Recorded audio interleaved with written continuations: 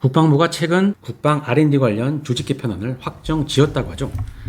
방사청에서 인력 80명을 넘겨받고 2025년을 기준으로 방사청 R&D 예산의 61%인 3조 원을 이관받아 국방 관련 R&D 사업을 앞으로는 국방부가 주도하겠다는 겁니다.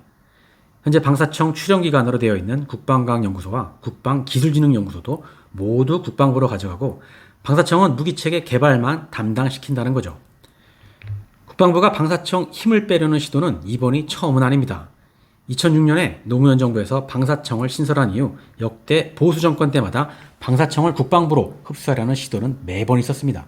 그때마다 방사청과 여당이 반대하면서 흐지부지 끝났죠. 방사청은 방사청대로 반발했고 방사청을 노무현 정부의 유산이라고 생각하는 민주당에서는 이유가 어찌됐건 방사청을 없애는 것에 동의를 하지 않았기 때문이죠.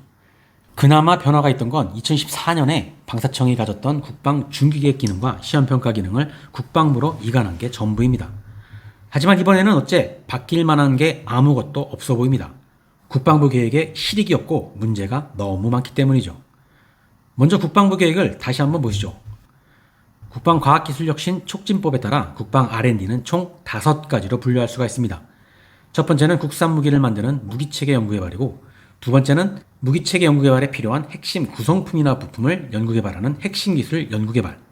K2 전차를 국내 개발한 게 무기체계 연구개발이라면 K2 전차에 사용될 1500마력 파워팩 개발은 핵심기술 연구개발이었죠.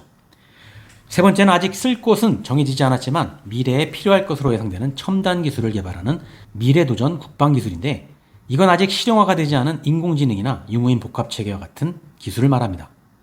네 번째는 다목적 무인 차량 등 민간의 신기술을 시범 적용하는 신속 시범 사업이고, 다섯 번째는 무기체계가 아닌 전력지원체계를 연구개발하는 겁니다. 그리고 법에는 없지만 여기에 추가해 부품 국산화 개발이나 민군기술 협력 사업도 R&D에 포함할 수도 있긴 합니다. 각 연구개발을 결정하는 주체와 관리하는 주체를 비교해보면 무기체계 연구개발은 합참의 소요를 결정하고, 업체 주관 연구개발은 방사청 사업관리본부에서, 국가연 주관 연구개발은 국가연에서 사업 관리를 합니다.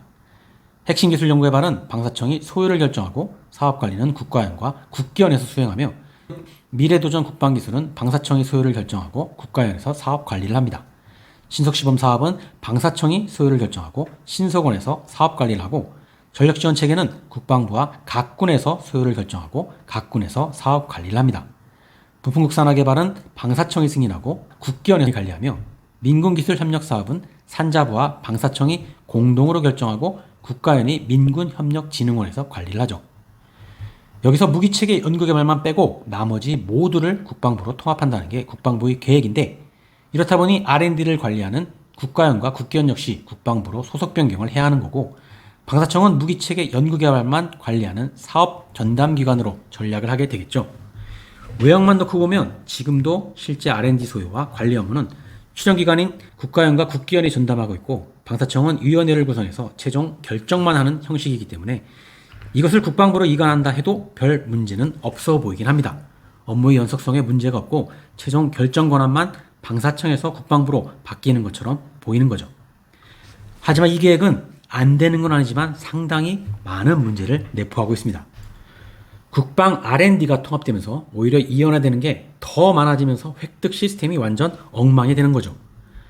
가장 먼저 방위력 개선 예산의 이연화입니다. 현재 방위력 개선 분야 예산은 방사청이 결정하는데 R&D를 국방부에서 담당하면 예산 편성이 양분되는 건 불가피하죠. 방위력 개선 분야 예산 중 국방 R&D 예산을 국방부가 정하는 것으로 방위사업 법을 개정해야 하거나, 법 개정이 안 된다면 국방부가 R&D 예산안을 작성해서 방사청으로 제출하고 방사청이 종합해 편성해야 하는데, 이렇게 되면 방위력 개선 예산 결정 과정이 복잡해지게 되고 조율에 상당한 어려움을 겪게 될 겁니다. 다음은 무기체계 연구개발에 이연합니다. 국방부는 무기체계 연구개발을 방사청이 담당하도록 한다는데, 무기체계 연구개발은 업체 주관만 있는 게 아니라 국가연 주관 연구개발도 있습니다. 지금은 국가연이 방사청의 출연기관으로서 방사청 사업관리 절차를 운영하고 예산 등에서 통제를 받고 있는데, 국가연의 소속이 국방부로 넘어가게 되면 인사, 예산, 감사 권한이 없는 방사청이 국가연 주관 연구개발을 통제하는 건 불가능합니다. 사업관리가 이원화되어서 제각각 추진되겠죠. 그리고 무기체계와 국방 R&D 과제 간의 연계성도 떨어지게 됩니다. 국방 R&D는 궁극적으로 무기체계 적용을 목적으로 추진되는 겁니다. 미래도전 기술, 핵심 기술, 민균열면 기술, 신속시범 모두가 무기체계 활용을 목적으로 개발되는 거죠. 그래서 무기체계를 만드는 방사청 사업부서에서 향후 활용을 위해 직간접적으로 관리를 하고 있거든요. 그런데 국가연과 국기연이 방사청 출연기관에서 협조기관으로 바뀌게 되면 상호 연계성이 떨어질 수밖에 없습니다. 어쩌면 어떤 핵심 기술이 개발 중에 있는지도 모를 수 있습니다. 국방부가 국방 R&D 통합의 논리로 내세운 것 중 하나가 핵심 기술 과제와 무기체계 개발의 연계성이 떨어진다는 거였는데, 국방 R&D를 국방부가 하고 무기체계 개발을 방사청이 따로 하면 부처 자체가 이원화되기 때문에 적용률은 오히려 지금보다 더 떨어지게 될 겁니다. 핵심 기술 따로, 무기체계 따로가 되겠죠.